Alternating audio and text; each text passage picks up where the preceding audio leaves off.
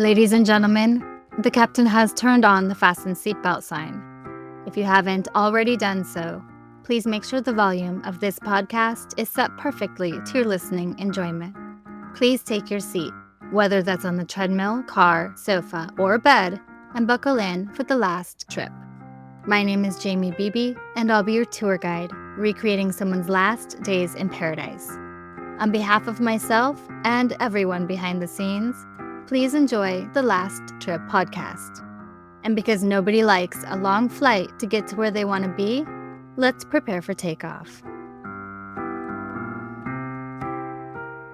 Dana Rishpy was only 24 years old when she was last seen in Tulum, Mexico, at a hotel beach party on March 30th, 2007.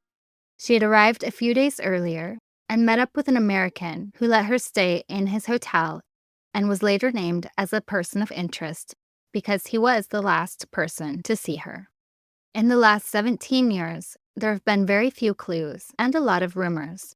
Dana's family and friends have never stopped searching and urge authorities to pursue all the leads and solve the case. But so far, Dana has never been found. Tulum is a great place to visit in Mexico, although it can get a little pricey. It's located on the Yucatan Peninsula along Mexico's Caribbean coast, and there are a lot of reasons it's become a vacation destination. The beaches are famous for their soft white sands and turquoise waters, with Playa Paraíso and Playa Ruinas among the most popular. The Tulum ruins are perched on a cliff overlooking the sea and are among the most visited in Mexico. The most famous structure is El Castillo, or the castle. The temple at the top of El Castillo served as a place for religious rituals, possibly dedicated to the gods of the wind and sea. And because it's so tall and so close to the sea, it also functioned as a lighthouse for Mayan sailors. They would light fires at the top of the temple to guide boats safely through the coral reefs. The Coba ruins are only about 30 minutes away from Tulum, and they are the tallest Mayan pyramids in the Yucatan Peninsula. Unlike the Tulum ruins on the beach, they're located in a jungle setting, and visitors can actually climb the Nohak Mul pyramid for a panoramic view of the surrounding forest. Tulum is surrounded by numerous cenotes, which are natural freshwater sinkholes. The more popular ones include Gran Cenote and Cenote Calavera, where you can snorkel, dive, or simply swim in crystal clear waters. An awesome one to check out is the Pet Cemetery Cenote, or Cenote dos Ojos. Deep in the jungle outside of Tulum, divers, conservationists, and tourism leaders have combined forces to provide public access to the world's second longest underwater cave system. The bottom of the pool has a soft, dune-like surface, which, when sifted, revealed unforeseen treasures. The pit was littered with animal bones, ranging from ancient to the more familiar, including the lower jawbone of a tapir and the fossilized remains of an extinct prehistoric camel. And visitors can still see skeletons there going through guided dives. But it's not suited for beginning scuba divers, so be sure you have the proper credentials. Like I mentioned, Tulum can get a bit pricey. The accommodations range from luxurious beachside resorts to smaller eco-cabins and wellness retreats. But they all have a higher cost than what you'd normally expect in Mexico. There's also a growing nightlife scene, with a lot of beach clubs, DJs, and music festivals, offering a year-round party atmosphere. Of course, with this party scene, drugs are abundant, which also invites crime into the mix. Tulum is a great home base if you plan on visiting nearby attractions, like Akumal, which is known for having a lot of resident sea turtles. It's a short drive from Tulum and perfect for snorkeling with turtles, stingrays, and other marine life.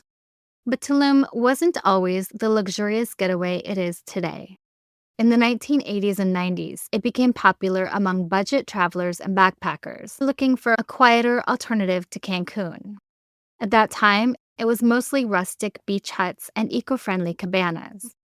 The 2000s saw a shift from backpacker lodgings to more upscale boutique hotels and eco-resorts. But the real change came with the Instagram and influencer culture of the 2010s.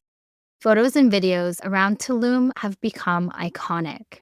turning it into a global hotspot for the influencer and wannabe influencer crowd.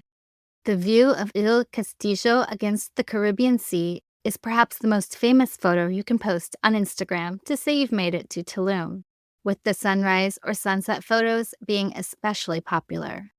Other Insta-worthy photos include anything in the cenotes, the treehouse rooms and wooden walkway at Azulix Resort, the giant wooden sculpture of a large figure with an open chest revealing a heart of plants at the entrance of the Aho Tulum Hotel, and of course, the colorful Tulum sign, located right at the beach, is a must-get photo. Dana was there at the beginning of the social media boom, as things were turning over from backpackers and huts on the beach to the luxury hotels which have continued to pop up today. But the party scene had already started, with the cartel and their drugs heavily involved in the mix. Let's get to know Dana Rishpy.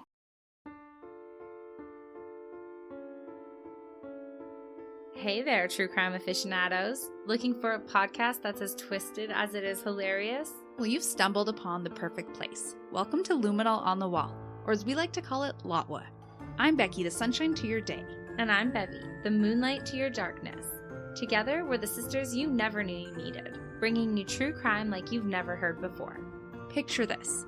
Two sisters, complete opposites. Yeah, she's all sunshine and kindness, while I'm the queen of sarcasm and sass. But that's what makes our sister chat so relatable. We're like the sun and the moon, lighting up your true crime journey with laughter and irreverence. That's right. We dive into the darkest corners of humanity, but we don't just stop at the gore and the controversies. Oh no. We're here to roast the characters, each other, and sometimes even ourselves. We laugh hysterically at our own jokes. And we swear like sailors while we're at it, so if you're easily offended, consider this your warning. But if you're ready for a wild ride through the twisted minds of murderers, join us on Lotwa. We'll cope with the horrific nature of our content the only way that we know how. That is with a healthy, or maybe excessive dose of sarcasm, wit, and a touch of crass humor. So what are you waiting for? Hit that follow button and join our sisterhood as we navigate the murky waters of true crime together. We promise you won't regret it.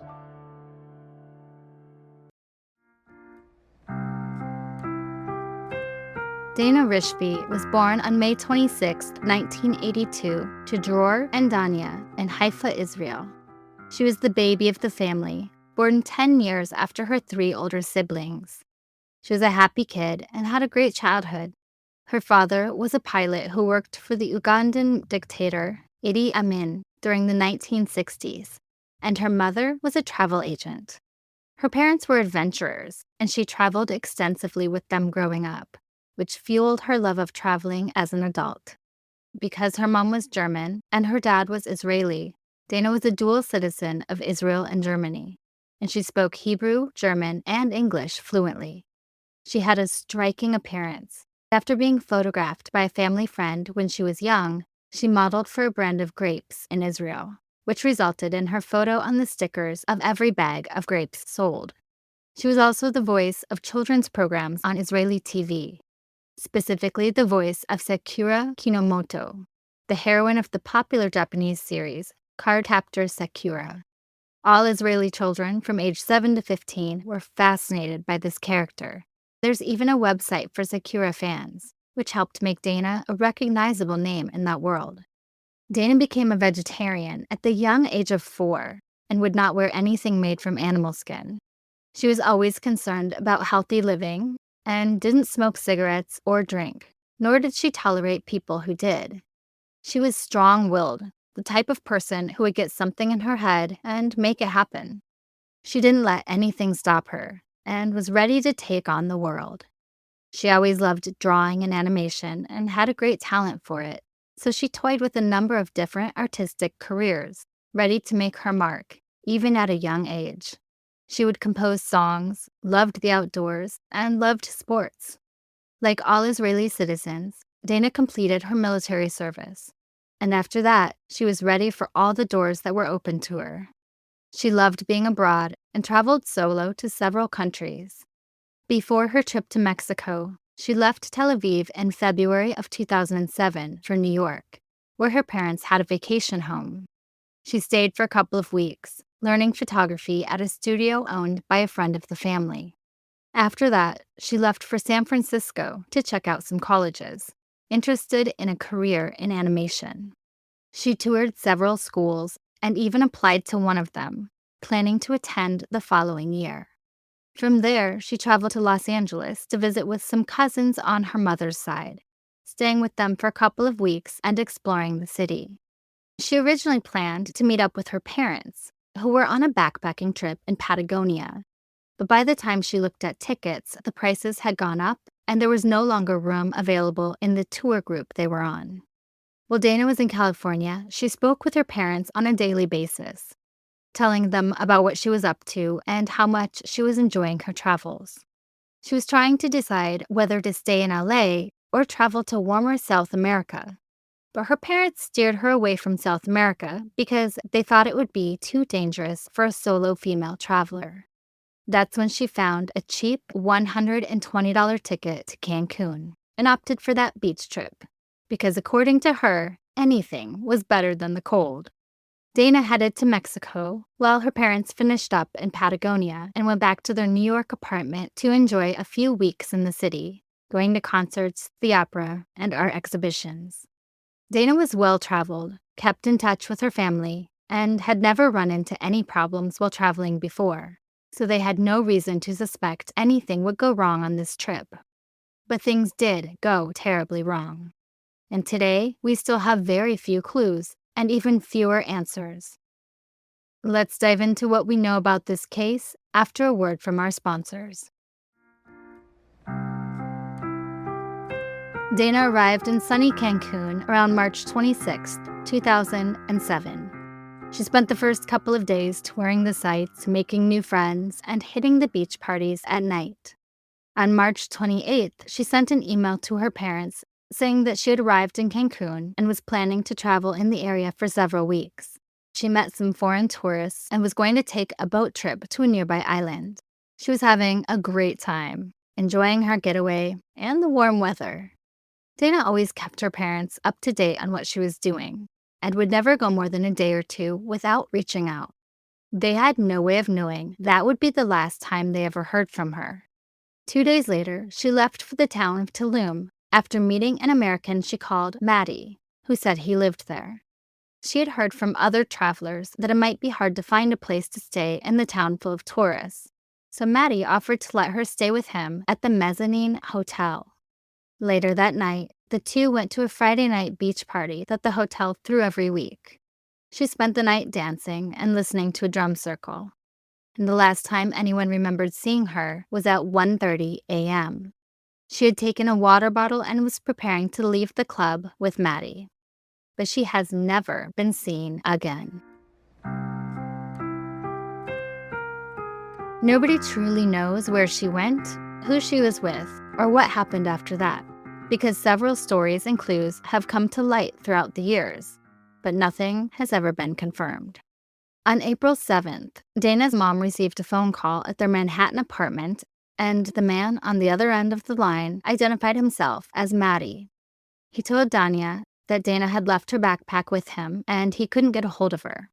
He said he found their number in her diary and asked if they had heard from her recently. Danya said it had been a few days, and to go ahead and leave Dana's belongings at the reception of the hotel with a note for her. She then wrote Dana an email urging her to get in touch, passing along the message that Maddie called and left her bag in the hotel lobby. But Dana didn't respond, and this was very out of character for her.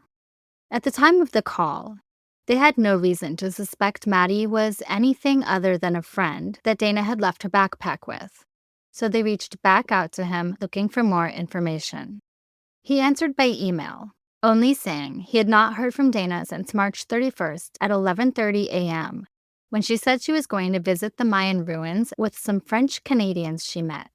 She told him she would return in approximately an hour and a half, and when she didn't return, he claimed he left a note telling her to meet him at a camping area they both knew from the previous day, but she never showed up at either place. Her parents wrote back and asked him for the name and location of the bungalow where they had stayed, but he never responded again. By now, Dana's parents were extremely worried. Dania was able to log into Dana's email account and saw that she had not used it in 2 weeks. She also came across an email to Dana from Flower Power, which sounded strange to her, so she opened it. And that's when she realized the author was Maddie. The email was sent a few hours after he had called the Rishpys in New York. And in the email, he only informed Dana that he was leaving and had left her bags at the hotel. Now, this is odd, because there are no other emails from him. He never reached out to her before that to ask when she was coming back, or if she was okay, or even to check in at all. And guys, she had been missing for a week. If someone had left all their things at my place and disappeared for a week, I would have reached out much sooner. At this point, the Rishbys started to consider that Maddie wasn't just a good Samaritan that held on to Dana's things for her, but rather the call and email were meant to serve as an alibi. They sent several follow-up emails to Maddie, but they all went unanswered, which made them even more suspicious. On April 24th, Dana's parents called the local Mexican police, who found the hotel and got Dana's backpack. Her Israeli and German passports were both inside. There was almost $1,000 in traveler's checks, her credit cards, and all her clothes, organized and folded, were found inside. And they also found her diary, the one that Maddie looked through to find her parents' phone number. Her last diary entry was dated March 30th, and it led to a little more information about what was really going on that day. Dana wrote in Hebrew that she had come back to Tulum from the island with 2 Swiss nationals and an American. The American, who she only identified as Maddie, had offered to share his accommodations. She wrote, "His name is Maddie. He's from Santa Monica. He's 32 years old. He has lived here for 2 months working in real estate. I do not know his intentions, but I don't want anything to do with him, at least until he takes a bath and cuts his hair. He seems friendly, but he stinks. What a good fortune to meet a guy like Maddie who knows this place." At this point, no one knew anything other than she was last seen with an American named Maddie, but that was all about to change. On April 26th, Itzhak Erez, a consul at the Israeli embassy in Mexico City, flew to the area and organized a search with Israeli volunteers. The volunteers followed Maddie's trail from the hotel to an apartment he had rented from a friend. But when they arrived, they found he had left the country a few hours earlier, taking a last-minute flight to San Francisco via Phoenix. Inside the apartment, they realized he had left in a hurry. They found his California driver's license, along with a Miami newspaper dated from the day before. His license revealed his full name of Matthew Walshin from California, and he was born December in 1968, making him 38 years old, not 32 like he told Dana. After asking around, they learned a lot more about him. He was tan and thin, with a thick beard, long blonde curls, and drugged-out blue eyes. People in Tulum described him as problematic and questionable. Growing up in Santa Monica, he was the son of Perry Walshin, one of the lawyers that defended Tex Watson of the Manson family in the Sharon Tate murders. And Maddie had his own criminal history. In 1989, he was charged with rape, resisting arrest, and obstructing a police officer, and contempt of court. He was eventually sentenced to 180 days in jail and 5 years probation. And it's rumored that he was again accused of sexual assault in Santa Cruz in 1993. They also found that most of the locals didn't think too highly of Maddie. An employee at Don Cafito named Olaf said he accosted some female Argentine tourists. A Hungarian named Zolt, who was later questioned in Dana's disappearance, said Maddie had problems with women because he wanted to have sex with them against their will. A former girlfriend named Yad said he was impotent and was always stoned on marijuana and ecstasy. Another woman said Maddie was continuously stalking her. They also started to piece together what happened between the time Dana was last seen and the time her backpack was dropped off at the hotel lobby. Another American friend of Maddie's named Scott said he saw Maddie on April 4th, and while they were talking, he said he met a girl who had gone to the ruins and never returned. He told Scott he was afraid to turn the backpack in because the police were corrupt, and he felt there was a possibility he would get blamed for her disappearance. I think if the story was true, that she left her backpack with him and went to the ruins, he wouldn't have much to worry about. But on the other hand, there are plenty of stories about corrupt police officers in Mexico. They also spoke to Maddie's close friend of 20 years named Flor, who rented him the apartment. She said he moved there shortly after Dana vanished, and it was this move from the hotel to the apartment that prompted him to turn the backpack in. She said he didn't want to stay in the hotel any longer and was tired of looking at her backpack. Years later, Flora was brought in for questioning in Dana's disappearance, but nothing came of it. Dana's older brother flew to Mexico from Spain to help in the investigation, especially because he spoke Spanish. His family, along with Israeli diplomats, felt the investigation was being done poorly in Mexico. Evidence was not properly collected, and witnesses were not thoroughly questioned. So the Rishpys pushed forward with their own investigation. They found others who were at the party that Dana was last seen with, and they had photos. These photos gave them a wealth of information. They saw that she was wearing a long-sleeved green and black sweatshirt and black trousers, with her camera hanging from her belt. What's important about that is those clothes and camera were not in her backpack. If she had gone to the ruins the next day at 11:30 in the morning, like Maddie said, she would not have worn that outfit in the heat of Tulum. She would have worn shorts and a t-shirt and put the clothes from the night before into her backpack. She was also obsessed about protecting herself from the sun and would have taken a hat and sunscreen, which were still packed in her backpack.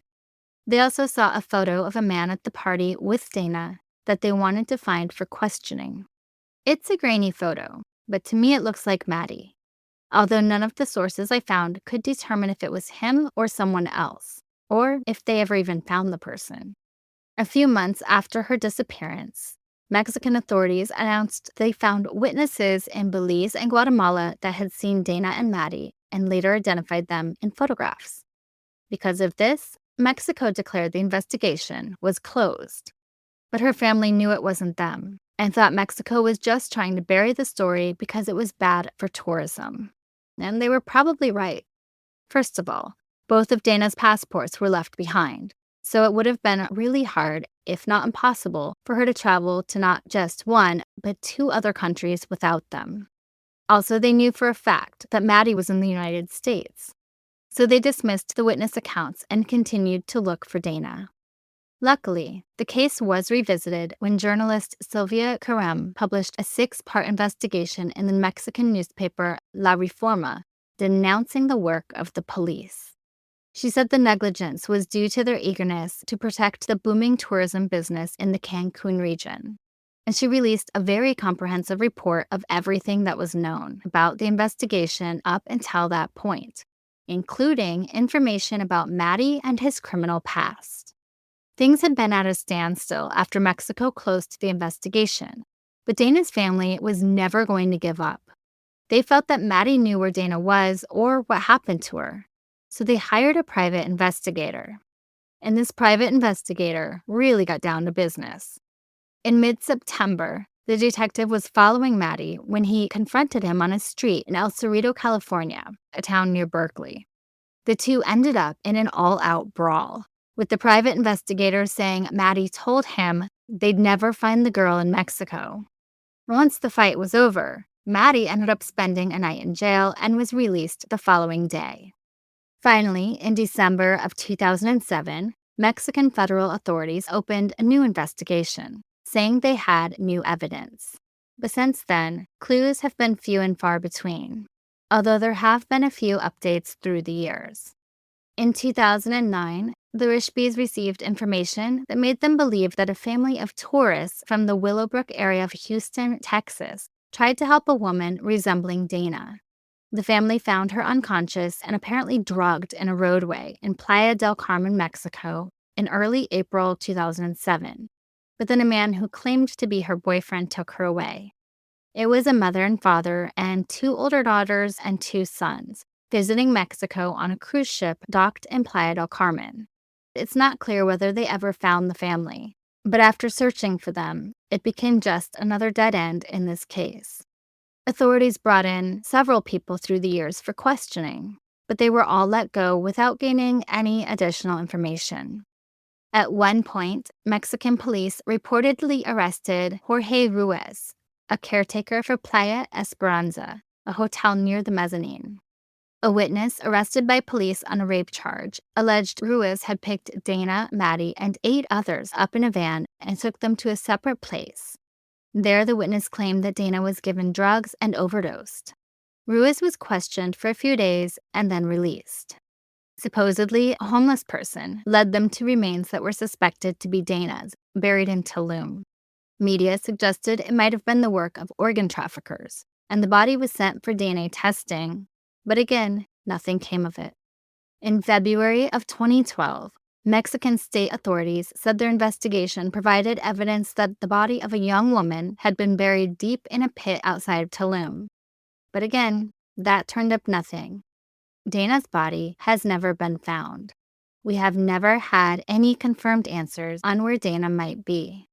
But we have plenty of rumors and theories. There's little confirmed evidence of what could have happened to Dana, but her family believes she is likely dead. Because she's been missing this long with absolutely no sightings, they're probably right.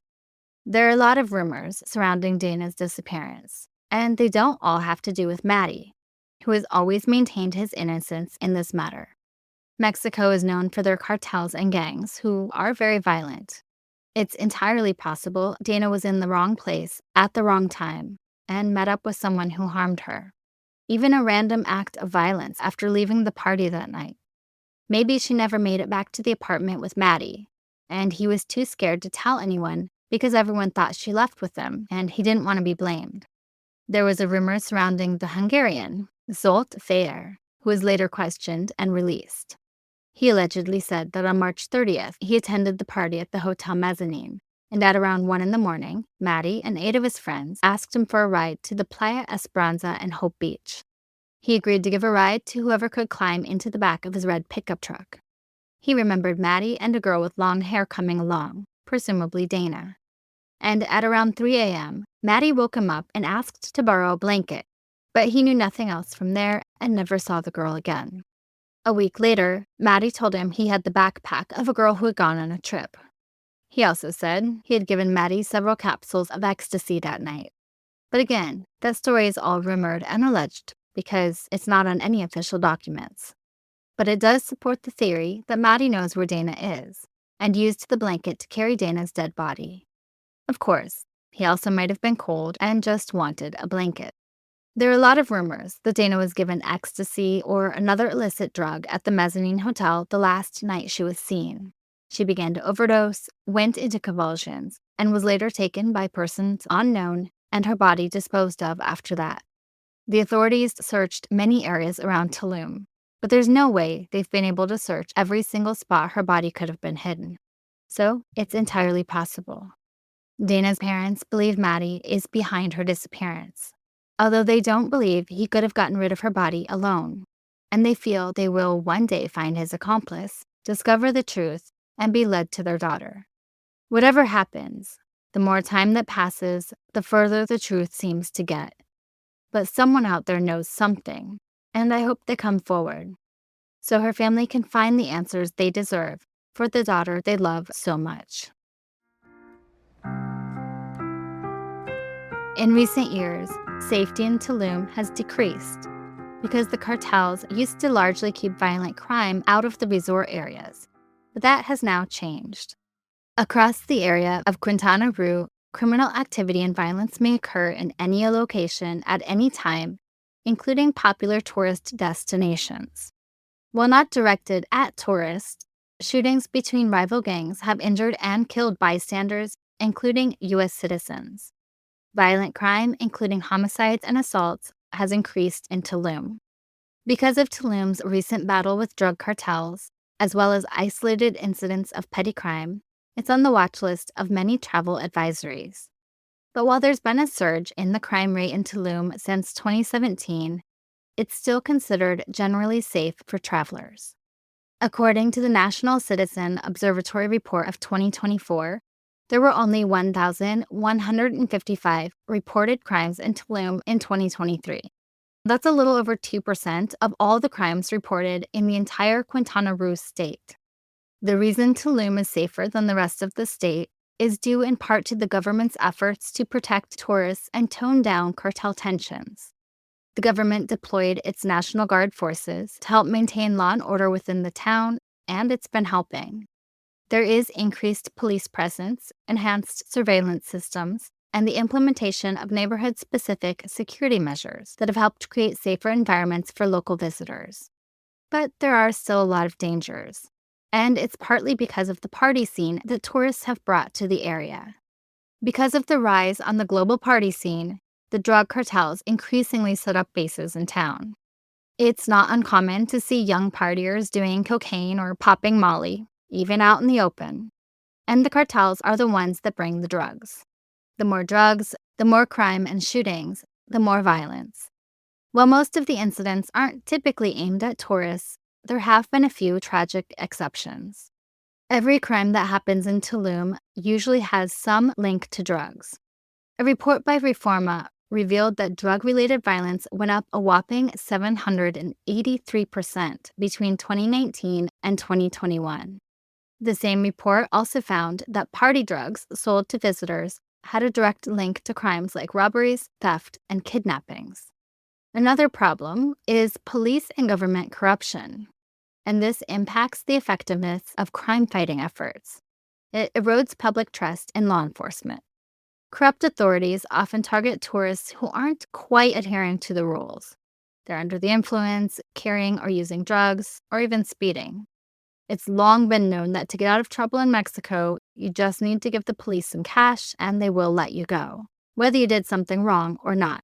So it's better not to put yourself in that situation at all.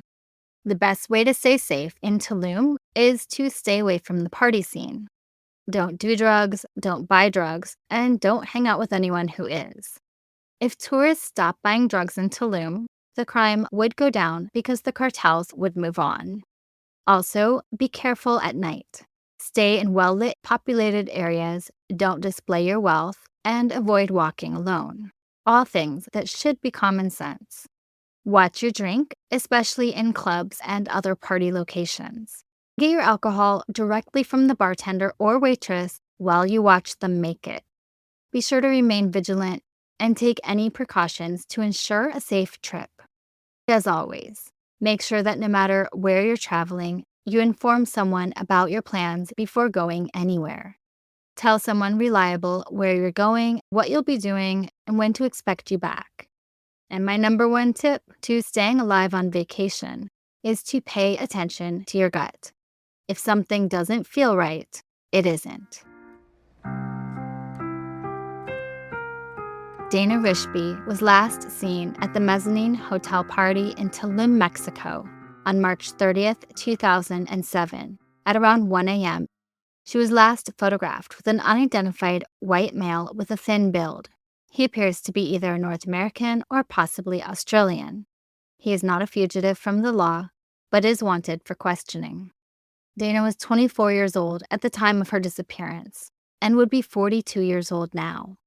She is Israeli, has blue-green eyes. She's 5 feet 7 inches, 120 pounds, with long brown wavy hair. She has no known scars or tattoos. If you have any information, please contact your local FBI office or the nearest American embassy or consulate. After all this time, her family deserves answers. If anyone knows anything at all, please come forward. And finally, remember to leave a review and rate this podcast 5 stars if you like the show, or hell, even if you don't. But either way, feel free to let me know what you think. Please follow The Last Trip on Instagram at The Last Trip Crime Pod, and subscribe on Patreon to support the show. You'll get extra research, videos, photos, and updates, and even learn more about my personal travels. That's patreon.com/thelasttrippodcast. I'm Jamie Beebe, bringing you your last trip and signing off until the next one. Thanks for listening.